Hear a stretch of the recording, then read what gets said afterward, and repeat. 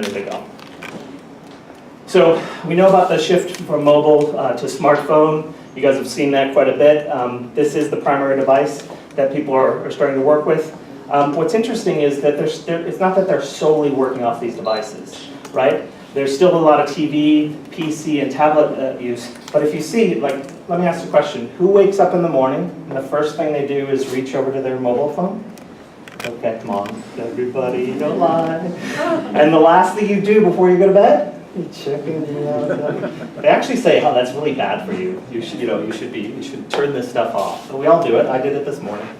And this, we're learning about the smartphone dominant person, people that are actually spending their entire life. And if I have a daughter who's 14 years old, she spends her whole life on this thing. It's kind of sad in a way, right? So, but that's how they communicate. So it's something we need to be aware of. What people may not know is that 88%, and actually this number, I just got some updated information, it's actually almost 90% now. 90% of the activity on mobile is in apps. Does that surprise people? No? Okay. So if you think about it, mobile is apps. And mobile is very personal. So we have a company called Flurry, and what we do is we looked at all the folks that have, it's basically a mobile analytics company that gives us information on mobile users. And so if there are 1 million, there's a little over 1 million apps in the App Store, it's about 20 apps per person. We had some people figure out that your mobile signature, the apps that you have and use, are more distinctive than your DNA. Okay? So your mobile signature is more distinctive of your DNA. So if we as marketers and advertisers can understand that, we can start to get to that one-to-one communication that I was talking about. Now when we talk about video, remember when I talked about video, there's the 18 to 34-year-old, massive amount. Actually, I just saw some eMarketer information, 18 to 24-year-olds, the amount of video consumption that they are consuming is just exploding, right? So I don't know what they're doing, they're not going to school or whatever, but it's crazy. There's a number here, 210 million. I apologize, it's a US number, but I use it because what that means is, in 2016, digital video viewers, it's about 65 to 66% of the US market. And we're actually seeing more, like 70 to 75% in Europe in terms of the people consuming video on mobile or digital devices. But again, it's not just everything's moving to mobile. Mobile is becoming the primary, but PC usage is exploding, right? YouTube and everything. So there's more content, there's more information, either mobile apps, TV channels, the people are viewing TV slightly less, but it's not falling off, right? There's still that complement with TV, etc. But this is a very fragmented world. So if you're an advertiser, you're like, how do I reach people? Particularly brand advertisers, right? Brand advertisers used to do this. We'll buy a TV commercial, it'll be great, we'll put it up, we go home, it's all good, right? Now, they're all over the place. And guess what?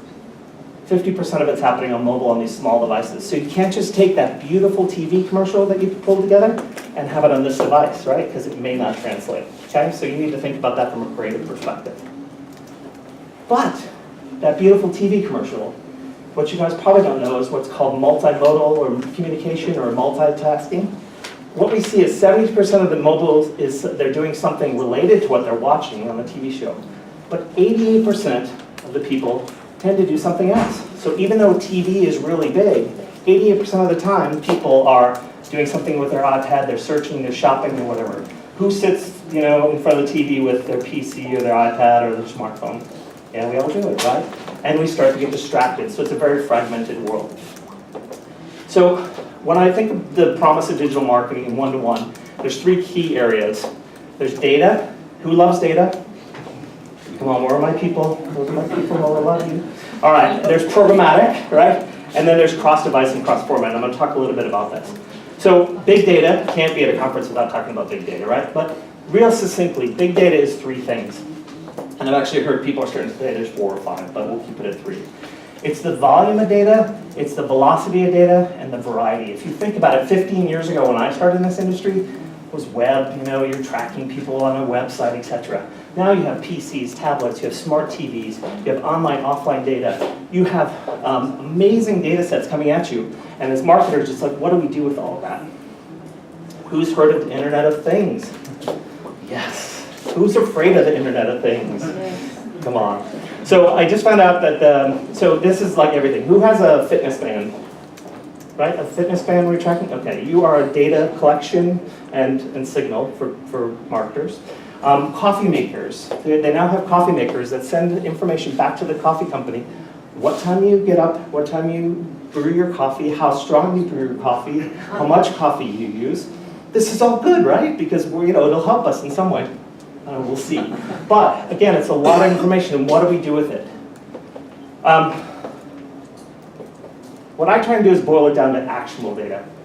Don't try and boil the ocean. People talk about smart data and it's going to save the world, it's going to create world peace, etc. But as marketers, we need to think about what do I need to do to figure out what data is right for me, right? So there's things like strategic data, like what are the insights that you need before you start a campaign, right? Like what is it I'm trying to accomplish?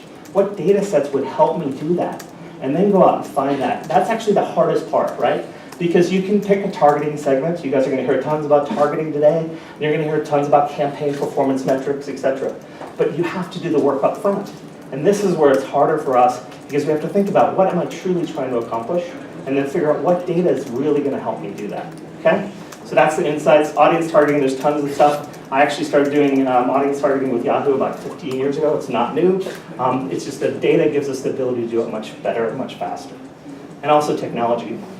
I created something called search retargeting. Has anyone ever heard of that?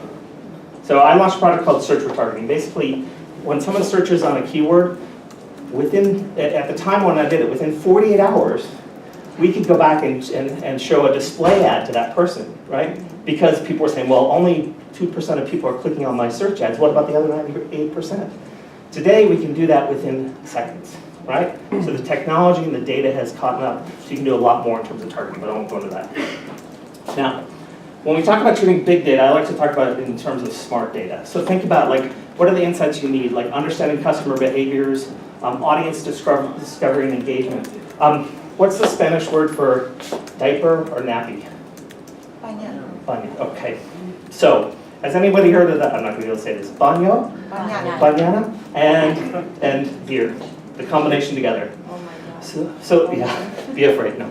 So what happens is, this may be a bit of an urban legend, but if you think about it, what happened years ago, there's a store in the US, and I'll use it, they found out that diapers and beer were selling very well together. Like, why are diapers and beer selling well together? That's a little scary, right? Well, what they found out is that moms don't go to the store to buy diapers, new moms. They stay at home. The dads go. As men, we go to pick up the diapers. We deserve a treat, don't we? Diapers, we need beer, right? So it's a simple example, but you put the two together, you sell more of both. So it's a simple, kind of funny example of understanding what the consumer behavior is, who's actually buying your product, how could you personalize the ads, etc. Okay? And then optimization of marketing channels is another way. So, who loves programmatic? Who's afraid of programmatic? Oh, don't be afraid of programmatic. It's just automatic. So programmatic, a colleague of mine called programmatic program manual because it's really not automatic. It still requires people, okay? All it does is just make things more efficient. As marketers, we shouldn't be afraid of programmatic. We should be focused on the cool things that we should do. Getting creative, discovering the audience, figuring out the strategic plans. Don't worry about programmatic. It's actually going to help us, okay?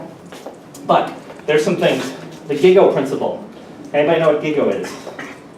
It's probably a better answer. So GIGO is a term from Silicon Valley where we talk about garbage in, garbage out. So programmatic systems only work if you have good data.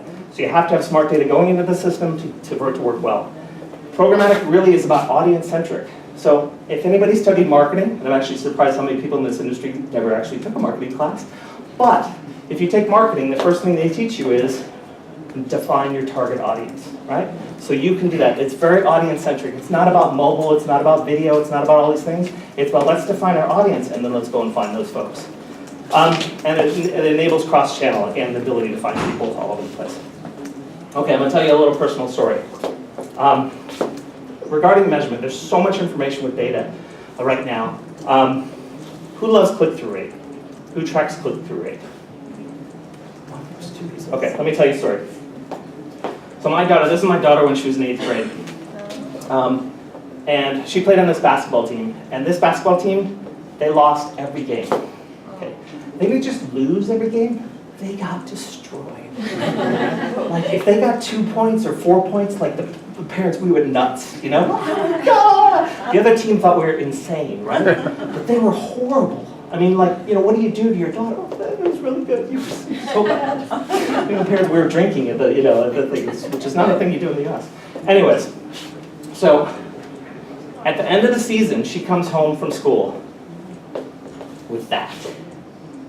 I swear to God, it's like, I don't know, in centimeters, it's like this big of a trophy.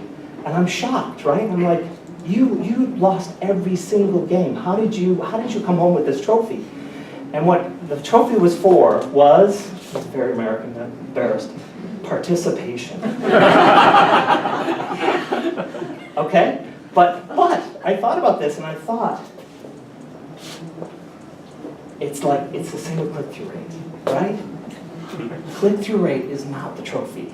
And we in our industry focus a lot on click-through rate. And the thing is today, there's so much data out there, but it's like an onion. People think digital is really easy. It's actually really hard. And it takes smart people, and you have to think about peeling back the layers of an onion. Like, what are the details? And particularly if you're a brand advertiser, how effective is your marketing? You have to think about it. But there's so much data out there today that you need to go out there and work with your vendors and figure out how we can actually dig into that. Here's what I need to know, and then go figure out how to do it. Does that make sense? And click-through rate is not the trophy. Okay, so data landscape.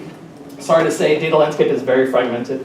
Unfortunately, there are only a few companies that have the footprint on a global basis that have all these different sets of data, right? So in terms of email insights, registration data, purchase data, etc. So it's a very fragmented space. So again, you need to look and see what is it that you're trying to accomplish and who are the vendors that can actually help you with that. At Yahoo, we actually don't look at one single data set, we look at multiple data sets, right? And which is, I would encourage you as well. We have Tumblr on the social side. How much folks use Tumblr? Familiar with Tumblr? Yeah, okay, that's not bad. There's Flurry, which I talked about. We've got 1.6 billion devices. Probably each one of you have about 7 apps that have Flurry, so we're actually tracking you. Are you afraid? Don't be afraid. But then also our core properties, Yahoo, we also have a lot of information. So we take all of that information. Again, don't just rely on a single source. There's so many different sets of data. Start to understand what it is that you guys need to really be effective. And for me, who loves the funnel, the marketing funnel? We all love the marketing funnel. Shove it in the top. Let's get those consumers in. Let's drive them down to the bottom and get them out and move on to the next one, right? Okay. Guess what? There's a lot that has changed. Particularly for a brand, people don't want that. They don't want that to be a transaction, okay? So the way I look at it is, there's what we call passive and active candidates, right? So if a passive candidate is someone you want to build loyalty and trust with, and an active is someone who's going to purchase, right? You need to think of things differently. You want to communicate with people across social media, across properties, etc., and do it in a passive and active way. For example, automobiles or bigger goods, people don't buy a car every day. But you want to keep that loyalty and awareness, right? So that when they do, they go out and buy your brand. Okay? Does that make sense? And this is all predicated on data. The more you know about a user, the better you can do that. And again, there's this concept of cross-channel, multi-formats. The way I think of the world is very much audience-centric. You should be able to work with a player that, no matter where that user is, if you do all that work to find that user, you know, but then you can't find them on mobile because whoever you're working with doesn't actually have the ability to target people on mobile. You need to think about the fact that it's very much an audience-centric world, and you want to hit people wherever they are, wherever they connect with you. Okay? There's a lot we do. Others, I'm sure, do this as well. But we can actually show cross-device uplift. So you can actually see when the fact that if you just do a desktop campaign, you get X. But if you do a desktop with a phone, you get X plus Y. But if you a desktop phone and tablet, X plus Y plus Z, you start to see the exponential effect of these cross-device uplifts. So it's really important that you think about that. Now there are benefits, obviously. Optimized performance across campaigns, expanded reach, cost efficient. It's hard though, to be honest with you. There's, cookies don't work on mobile and particularly don't work in apps. You guys have probably heard that, so what do? So this is what I'm talking about. We're all 15 years old. We got these cookie things, we can track people, and then this mobile thing comes along and screws it all up. What the hell, right? But there's ways. There are things that we can do. There are a few players that connect devices. There's a lot of really smart people working on this, so they'll be connected soon. Just difficult to hit the target audience again with some players, with others it's not. One thing I've also heard is creativity. Right, there's, I've heard programmatic kills creativity. I've heard the mobile phone creates creativity, kills creativity. But honestly, there's amazing things that we can do with native ads, even display on the PC, which people are familiar with, but things like video and image ads. There's stuff, Instagram, BMW does something on Instagram that I thought was great. So here's a brand that I follow on Instagram. And all they do is they take a little subsection, they take photos of their cars from the last 30 years. Like the truck. That may be, sorry. They'll take, I think it's you, it's me. So they'll take a photo of the trunk or what have you, but it's just an image that captures it, and they're like, what year is this car, whatever it is, but it's a way for you to engage with your brand. So that's very different than what they would do because they understand the medium, right? Instagram is very small. So as marketers, we need to get creative. So if you're a creative agency, this should be an amazing time because your problems got a little harder, but how much fun is that, right? So you need to get creative with the different formats that we have, and actually there's so many more that are out there. Just here's a few examples in terms of the content streams, interstitials, and articles. Content marketing is really key. You have to think about what type of content you have as a brand and how can you actually affect that online today. And then don't forget about video. Video is going to be the future. My daughter, my 14-year-old, everything is about videos. She's constantly engaging with videos, small videos, big videos, etc. She loves the cat videos. Anyways, but think about video and what you can do with video, right? It's a very, the younger generation, it's not about text, etc. It's about images, it's about video, etc. And there's amazing things you can do across mobile, across devices, etc. What we've seen with the native advertisement is amazing in terms of uplift. Total unaided awareness of 80%, top of mind unaided 114%. We see a synergy also between search and native advertising. If you use the two together, you get like a 4 to 6% increase overall. So again, think of things holistically when you're mapping out your campaigns. Anyone? Okay, I live in the UK now. Winston Churchill. Anybody study government, politics? Anybody study history? There we go. Winston Churchill had a quote that said, "Democracy is the worst form of government, with the exception of all others." So I stole that, and I said, digital marketing is the worst form of marketing, with the exception of all others. What I mean by this is it's not perfect.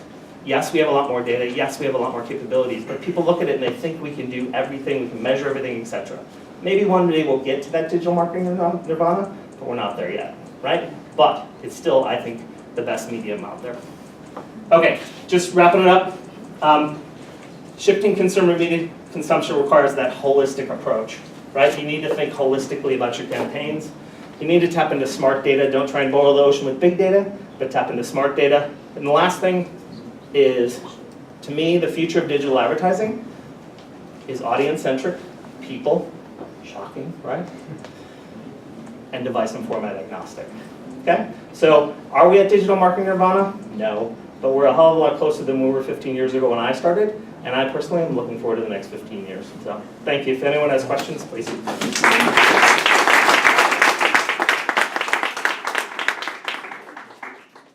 you. Thank you very much. No? Well, thank you very much for this amazing presentation. Does anyone have any question? Right now? Okay. ¿Alguna pregunta en la sala? Mike? There are no stupid questions. I think you did it so well, no one's going to check. Thank you very much for your time. Oh, sorry. How you know which applications have the user storing for his mobile phone?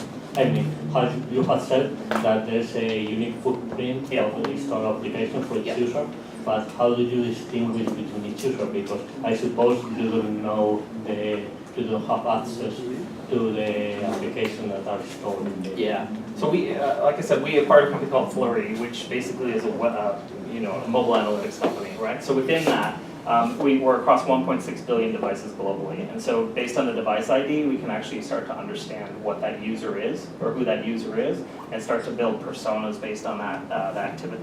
So depending on if they're looking at weather or sports apps or whatever, we can start to build personas based on that. Does that make sense? In case I use Flurry, in case my app is using Flurry, Yeah. do I have access to the other apps that users can also vary in the same smartphone? You don't, we do though. We can pull that together for you. Yeah, we wouldn't do it. Yeah, you wouldn't. Does that make sense? You pay money for a company, you got to get some out of it.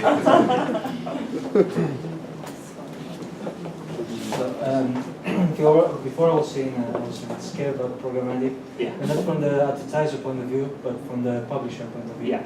Yeah. As a media, Yeah. what do you think about that? Because you have both sides. So honestly, Yahoo's probably the world's largest digital publisher globally. So programmatic, it's really, if you're a publisher and you're just throwing your inventory onto an exchange and letting RTB rule the world, yeah, but you have to be smarter about that, right? And honestly, a lot of what a publisher needs to understand is what is the value of my users. The problem that programmatic is that the demand-side platforms, the advertisers, know a hell of a lot about the users coming to your site. And you as a publisher know nothing.